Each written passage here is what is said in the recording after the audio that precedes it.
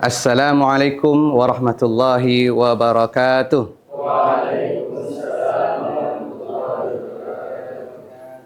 Alhamdulillahirabbil alamin wa bihi nasta'in ala umuri dunya waddin wassalatu wassalamu ala asyrofil anbiya'i wal mursalin sayyidina Muhammad wa ala alihi washabbihi ajmain amma ba'du.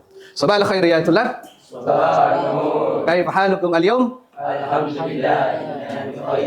Alhamdulillah inni kadzalika bi khairin. Kita hari ini akan masuk kepada pembelajaran P5 dan PPRA ya. Namun sebelumnya saya minta ketua kelas untuk memimpin doa. Silakan ketua kelas dipimpin doanya. Kita mulai pembelajaran kita dengan membaca Al-Fatihah. Bismillahirrahmanirrahim. Rabba wa bil islami dina wa bi Muhammadin nabiyyan wa rasula bi rahmatika ya arhamar rahimin. Amin ya rabbal alamin. Semoga dengan doa barusan pembelajaran kita hari ini akan berjalan seiring dengan ridha Allah Subhanahu wa taala. Baik, anak-anak sekalian, mengecek kehadiran antum semua. Saya akan memanggil, bagi yang dipanggil namanya, silakan bersuara dan angkat tangan. Zul Alfi Azyadi, Zaid Majdudillah, Nur Sya'ban Rahmatullah, Muhammad Ihsan R. Selanjutnya, mengawali pembelajaran kita, saya akan mengajak antum untuk tadarus Al-Quran. Ya, membaca ayat Al-Quran yang terkait dengan tema P5 dan PPRA yang akan kita laksanakan. Silahkan dibuka Al-Qurannya, surat Al-A'raf ayat 56-57 atau juz 8 di kaca 16. Ya. Silahkan dibuka Al-Qurannya. Iftah Al-Kitab, nah, dibuka. Mari kita bersama-sama membaca ayat tersebut. A'udzu billahi minasy syaithanir rajim. Bismillahirrahmanirrahim. Wa la tufsidu fil ardi ba'da islahiha wad'uhu khawfan wa tama'an. Inna rahmatallahi qaribum minal muhsinin. Sadaqallahul azim. Ayat tersebut itu berisi tentang perintah supaya kita menjaga keberlangsungan kehidupan di alam semesta di dunia ini. Sebelumnya saya akan menyampaikan tujuan dari pembelajaran kita hari ini, yaitu pertama kita akan memperkenalkan tentang P5 dan PPRA. Kemudian kita akan memperkenalkan antum tentang tema atau proyek yang akan kita laksanakan dalam P5 dan PPRA. Selanjutnya saya akan memperkenalkan kepada antum tentang bahaya sampah plastik dan cara pengelolaannya. Perhatikan baik-baik. Apa mungkin di antara antum ada yang tahu apa yang dimaksud dengan P5 PPRA? Anta Yaki? Proyek penguatan profil pelajar Pancasila. Proyek penguatan profil Pancasila. Ada yang tahu tentang PPRA? Anta Yaki? Profil pelajar rahmatan lil alamin. Baik. Mari kita lanjutkan P5 PPRA. P5 itu merupakan singkatan dari proyek penguatan profil pelajar Pancasila. Sementara PPRA itu merupakan singkatan dari profil pelajar rahmatan lil alamin. Baik.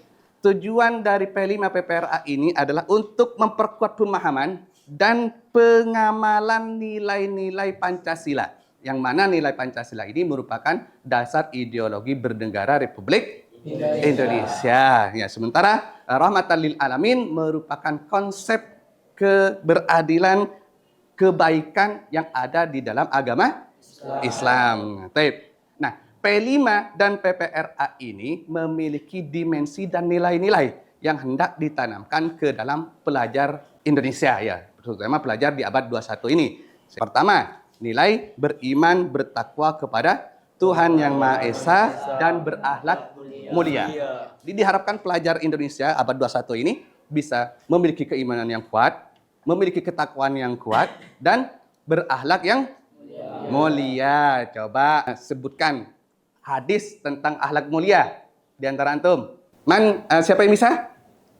Innama bu'istu liutammima makarimal akhlaq. Innama bu'istu liutammima makarimal akhlaq. Tepuk tangan semuanya. Masya Allah, luar biasa. Ya. Kemudian yang kedua, berkebinekaan global. Siapa yang tahu artinya bineka? Angkat tangan yang tahu. Nah, apa bineka? Berbeda-beda tapi tetap satu. Berbeda-beda tetap satu. Tepuk tangan. Masya Allah, luar biasa. Ya. Berkebinekaan global artinya menerima perbedaan-perbedaan. Baik perbedaan secara bahasa, budaya, ras, dan sebagainya. Dan bersifat global. Kemudian jiwa selanjutnya, nilai selanjutnya yang hendak ditanamkan dalam pelajar Indonesia, profil pelajar Pancasila, yaitu adalah bergotong royong. Bekerja sama. Jadi nilai selanjutnya yaitu kemandirian. Nilai mandiri.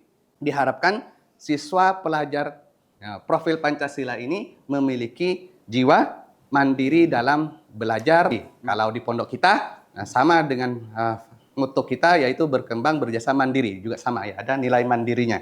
Kemudian bernalar kritis, nomor 5. Bernalar kritis. Bernalar kritis artinya memiliki pandangan yang tajam dalam hal menerima informasi ataupun fakta. Kemudian kreatif. Nah, kreatif ini adalah mampu menciptakan, gitu ya. Mampu menciptakan kreatif, sesuatu yang baru, kreatif. Nah, ini dimensi nilai yang ada di dalam P5. Sementara nilai-nilai di dalam PPRA. Apa itu PPRA?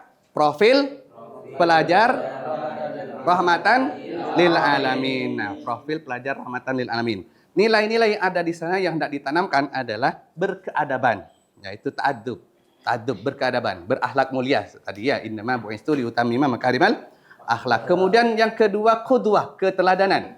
Yang ketiga, muwatonah, berkewarganegaraan, kewarganegaraan dan kebangsaan. Mencintai tanah air, gitu ya. Hubbul watan minal iman. Keempat, mengambil jalan tengah atau tawassud. Min lafzi wasat, tengah-tengah. Kemudian tawazun, yaitu berimbang. Imbang, tidak condong kanan, tidak condong kiri, tidak ekstrim kanan, tidak ekstrim kiri. Kemudian i'tidal, lurus dan tegas. Dari lafaz adil, bisa membedakan hak dan kewajiban, gitu ya. Kemudian yang ketujuh, kesetaraan atau musawah. Nah, di dalam Quran ada ayatnya, in akramakum indallahi atqakum. Bahwasanya manusia itu sama. La fadla li arabi ala a'jami. Tidak ada perbedaan, tidak ada keistimewaan bagi orang Arab terhadap yang non-Arab, gitu ya, dalam hadis Nabi. Artinya memperlakukan semuanya dalam kondisi sama, tidak dibeda-bedakan. Ini selanjutnya yaitu nilai selanjutnya musyawarah, syura. Dibiasakan pelajar rahmatan lil alamin ini memiliki nilai syura, bermusyawarah.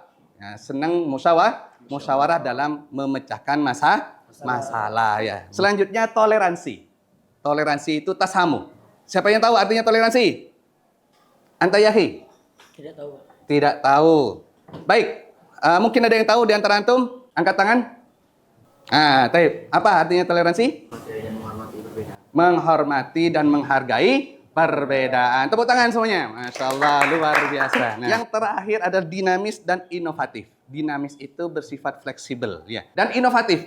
Inovatif itu berkembang. Tadi sama dengan falsafah motto pondok kita, berkembang, berjasa, mandiri. Ini nilai-nilai yang ada dalam PPRA. Manfaat proyek P5 dan PPRA diharapkan menjadi sarana optimal untuk mendorong peserta didik menjadi pelajar sepanjang hayat yang kompeten, berkarakter, dan berperilaku sesuai dengan nilai-nilai Pancasila dan nilai-nilai Islam rahmatan lil alamin. Ini tema yang akan kita laksanakan di P5 dan PPRA ini adalah tema gaya hidup berkelanjutan sesuai dengan ayat yang dibaca tadi di awal, wala tufsidu fil ardi ba'da islahiha. Gaya hidup berkelanjutan. Topiknya adalah mengolah sampah plastik menjadi karya seni. Proyek profilnya memanfaatkan dan mengolah sampah plastik di lingkungan madrasah. Adapun dimensi P5 yang hendak dicapai dari proyek tersebut adalah satu, beriman, bertakwa kepada Tuhan Yang Maha Esa dan berakhlak mulia, kemudian gotong royong dan kreatif. Kemudian nilai PPRA-nya yaitu berkeadaban atau ta'adub, dinamis dan inovatif, tatawur wabtikar, dan toleransi atau tasamuh. Nah, baik itu tentang tema P5 dan PPRA yang hendak kita laksanakan. Sekarang saya akan menjelaskan tentang bahaya sampah plastik. Mungkin di antara antum ada yang sudah tahu apa saja bahayanya sampah plastik bagi kehidupan manusia atau bagi makhluk hidup. Silakan bagi yang tahu angkat tangan. Taib, ya akhi, anta. Pencemaran tanah air. Pencemaran tanah air. Baik, ada lagi yang lain? Bisa menyebabkan banjir. Bisa menyebabkan banjir. Mungkin ada yang lain? Polusi udara. Polusi udara, Masya Allah, luar biasa. Tepuk tangan semuanya. Nah, bacain salawat. Allahumma salli ala sayyidina Muhammadin tibbil qulubi wa dawaiha wa ala alihi wa sahbihi wasallim. Baik. Nah, baik, kita bahas bahaya sampah plastiknya. Pertama, pencemaran tanah dan air. Kok bisa? Sampah plastik mencemari tanah dan air. Dari mana? Nah, coba bayangkan antum, sampah plastik. Sampah plastik itu merupakan sampah yang susah untuk terurai. Artinya butuh waktu lama untuk terurai. Jadi sehingga orang yang membuang sampah itu lama-kelamaan menumpuk di tanah, gitu ya. Lama-kelamaan akan menutupi permukaan tanah sehingga mencemari kesuburan tanah ya karena terhalangi oleh plastik tadi ya. Begitupun air pun akan tercemar. Jadi mengendap plastiknya tetap utuh, yang kotor airnya, gitu ya. Nah, jadi polusi. Kemudian polusi udara. Menyebabkan polusi udara. Sampah plastik kan tidak bisa terurai dengan sendirinya. Mau dihancurkan, perlu dibakar. Nah, ketika dibakar, apa yang terjadi? Asap, gitu ya. Polusi udara. Ya. Kemudian, banjir. Bahaya yang ketiga adalah banjir. Mungkin ada yang tahu, kenapa sampah plastik bisa menyebabkan banjir? Ada yang bisa menjelaskan? Anta Yahi. Sampah plastik jika dibuang sungai bisa membuat aliran sungai. Bagus, ahsan, tepuk tangan. Masya Allah ya. Nah, karena sampah plastik ketika dibuang ke sungai, dihanyut oleh hujan, itu akan menyumbat jalurnya air. Kemudian yang terakhir bahaya sampah plastik adalah hewan-hewan bisa mati. Nah, kok bisa hewan mati gara-gara sampah plastik? Nah, sebagaimana antum tahu, hewan itu kan nggak punya akal. Nggak tahu membedakan makanan dan plastik. Masuk ke dalam laut. Oleh ikan itu dikiranya makanan, dimakan sama ikan, akhirnya perutnya penuh dengan plastik, ya mati ya gitu ya. Sekarang bagaimana cara mengolah sampah plastiknya? Pertama adalah daur ulang. Daur ulang ini merupakan proses menjadikan sampah atau barang tidak berguna itu menjadi kembali berguna. Ya, daur ulang ini ada dua macam. Dari perusahaan, kita memanfaatkan perusahaan, pabrik gitu ya. Seperti pemulung itu ngambil sampah plastik, kemudian dikumpulkan, dijual ke pabrik gitu ya. Bisa juga daur ulang dilakukan sendiri. Contohnya apa? Misalnya gelas plastik. Ya, antum jadikan sebagai pot bunga, boleh ya. Plastik dijadikan tempat pensil dan lainnya. Artinya dimanfaatkan kembali. Itu kemudian kerajinan tangan, mengandalkan keterampilan kita. Sampah plastik itu oleh antum dikreatifkan sesuai kreatifan. Gitu. Nah, yang ketiga, dibuat bahan bakar. Yang terakhir, eco-brick. Eco-brick ini adalah dua kata yang terdiri dari eco dan brick. Eco artinya ramah, brick itu bata. Bata ramah lingkungan. Artinya menyusun sampah plastik itu menjadi bahan yang bisa menyusun sebuah bentuk. Baik, sampai di sini mungkin ada yang mau bertanya. Silakan angkat tangan. Nah, Taib, ya akhi. Baik, mungkin ada kelompok di antara antum, teman-teman antum yang mau menjawab bagaimana cara membuat rumah menggunakan sampah plastik. Silakan angkat tangan yang mau menjawab.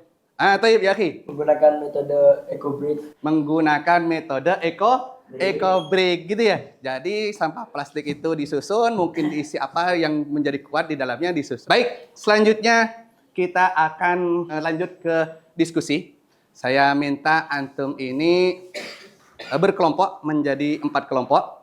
Masing-masing nanti akan mendiskusikan beberapa poin. Pertama, menggali informasi terkait sampah plastik yang ada di lingkungan madrasah. Kemudian mengidentifikasi sumber sampah plastik dan memilih limbah plastik yang hendak dijadikan proyek. Jenis sampah plastik apa yang mau dijadikan proyek, apakah itu gelas, apa itu botol, diskusikan dengan kelompoknya. Kemudian setelah ketemu jenis sampah plastiknya yang mau digunakan, kemudian tentukan jenis produknya, karyanya yang mau dibuat apa. Baik, sekarang minta antum satu kelompok terdiri dari 4 orang. Silahkan berkelompok. Ya, bangkunya disatukan ini ya. Ya, berkelompok menjadi 4 orang. Saya bagikan lembar kerjanya.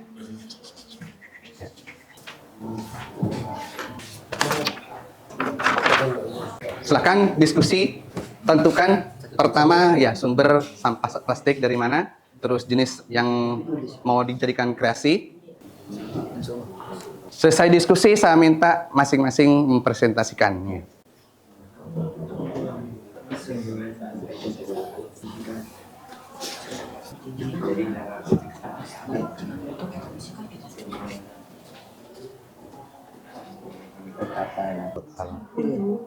Taib, cukup diskusinya? Cukup. Taib.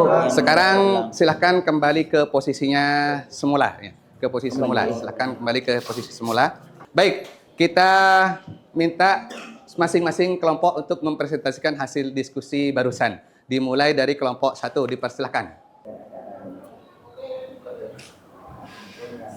Assalamualaikum warahmatullahi wabarakatuh. Waalaikumsalam warahmatullahi wabarakatuh. Kelompok 1 sepakat mengumpulkan sampah buah-buah bungkusan makanan atau minuman, membuat kerajinan tangan seperti vas bunga. Assalamualaikum warahmatullahi wabarakatuh. Luar biasa ya. Jadi akan ngambil dari sedotan plastik. Baik, kelompok kedua, silakan dipresentasikan hasil diskusinya. Assalamualaikum warahmatullahi wabarakatuh. Bungkus makanan dan botol. Dan dari bungkus makanan itu bisa menjadi sajadah dengan cara kita merajut-rajutnya gini-gini sih. Jadi Masya Allah. dan bisa juga dilanjut jadi tas, dirajut tas. Mungkin cukup sekian yang dapat saya sampaikan. Selamat maaf. Wassalamualaikum warahmatullahi wabarakatuh. Waalaikumsalam. Luar biasa ya. Sajadah dari plastik. Masya Allah, luar biasa. Kelompok 3, silakan dipresentasikan. Kelompok 3. Assalamualaikum warahmatullahi wabarakatuh. Waalaikumsalam warahmatullahi wabarakatuh. Kami hasil diskusi kami adalah sumber sampah plastik itu berasal dari manusia. Limbah plastik itu sejenis botol minuman. Mungkin cukup sekian. Wassalamualaikum warahmatullahi wabarakatuh. Waalaikumsalam warahmatullahi wabarakatuh. Kita akan memanfaatkan botol plastik. Nah, baik, itu kelompok 3. Kelompok 4, silakan. Iya. Berasal dari santri-santri yang berbelanja di kantin maupun yang akan dijadikan tempat alat tulis. Sekian dari kelompok kami. Assalamualaikum warahmatullahi wabarakatuh. Waalaikumsalam warahmatullahi wabarakatuh. Ya. Nah, luar biasa ya hasil diskusinya ya. Nanti kita akan lanjutkan ke tindak aksi ya. Nah, untuk pertemuan kali ini kita cukupkan dulu. Ya, mudah-mudahan apa yang kita lakukan ini membawa barokah dan manfaat ke depannya. Amin ya rabbal alamin. Kembali saya ingatkan bahwa Al-Quran secara tegas menyuruh umat manusia untuk menjaga keberlangsungan hidup manusia. Ya, wala tufsidu fil ardi ba'da islahiha. Baik, naktatim hadzal liqa bi kafaratil majlis.